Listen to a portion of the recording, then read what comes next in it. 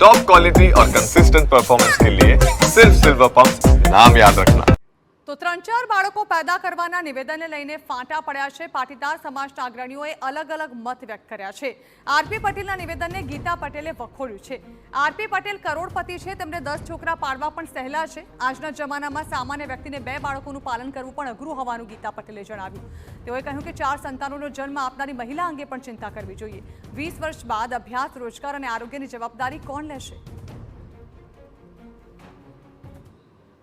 એ કદાચ કરોડપતિ છે એટલે એમને કદાચ 3 નહીં, 4 નહીં, 5 નહીં, 10 સંતાન હોય તો એમને નહીં ફરક પડે, પણ સામાન્ય પરિવાર 25-50 હજાર, 15 હજાર, 20 હજાર કમાતો પરિવાર જેને 4 સંતાન હોય તો એના ભવિષ્યની ચિંતા કોણ કરશે? ચલો એમના કહેવાથી બાળકો પેદા કરી દીધા આપણે, પણ બાળક પેદા કર્યા પછી એના અત્યારે તો 1 વર્ષનું બાળક થાય છે ને ત્યારથી જ એના સિઝન બદલાય એટલે બીમારીના ખર્ચાઓ વધી જાય છે।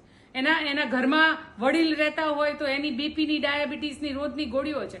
એટલે સમાજના મંચ પરથી બોલવું ખૂબ સહેલું છે। ખરેખર વાસ્તવિકતા સમાજની શું છે ને સમાજના આગેવાને માત્ર સમાજની ચિંતા કરવી જોઈએ ને અત્યારે વાસ્તવિક જરૂરિયાત શું છે? અત્યારે વાસ્તવિક જરૂરિયાત એ છે કે આજના જમાના પ્રમાણે આપણે જોવા જઈએ તો આપણા જ છોકરાઓ બેરોજગાર છે, આપણા છોકરાઓ પાસે નોકરીઓ નથી, યુવાધન અત્યારે નશા તરફ વળી રહ્યું છે। આપણે અત્યારે છોકરીઓનો સૌથી મોટો પ્રશ્ન છે કોર્ટ મેરેજ, લવ મેરેજ કરીને છોકરીઓ જતી રહે છે। એવા અસંખ્ય મુદ્દાઓ, સામૂહિક હત્યાની સામૂહિક દવા પી અને આખો પરિવાર જ્યારે દવા પી લે છે એવી ઘટનાઓ સુરતની અંદર છાસવારે બની રહી છે, અમદાવાદની અંદર બની, ધંધા રોજગાર પડી ભાંગ્યા છે। તો આ બધાની ચિંતા આપણે કરવી જોઈએ કે 4 છોકરાઓ પેદા કરીને રોડ પર ભીખ માંગવાના? આજથી પછી 20 વર્ષનું થશે એ બાળક તો એના ભવિષ્યની ચિંતા કોણ કરશે?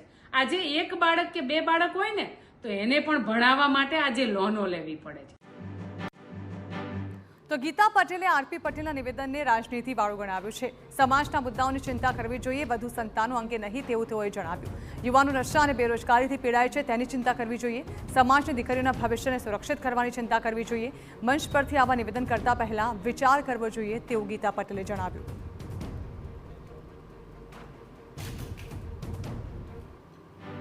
કે રાજકીય નિવેદન વિચાર્યા કરતા એમને સમાજના આગેવાન છે, સમાજની ચિંતા કરવી જોઈએ કે આજે સમાજની જરૂરિયાત શું છે, સમાજની ચિંતા કરવી જોઈએ અને એ શિબિરો કરવી જોઈએ કે આજનો યુવાન નશા તરફ છે તેનો પાછો કેવી રીતે લઈ શકાય, એને ધંધે કેવી રીતે વળગાડી શકાય। આજે તમને એ ખબર છે ગુજરાતની અંદર પાટીદાર સમાજના છોકરાઓને ગામડામાં રહેતો હોય તો કોઈ છોકરી નથી આપતું, આ સ્થિતિ છે। તો આપણે બધાએ ભેગા થઈને આ ચિંતા કરવી જોઈએ, નહીં કે રાજકીય ચિંતા।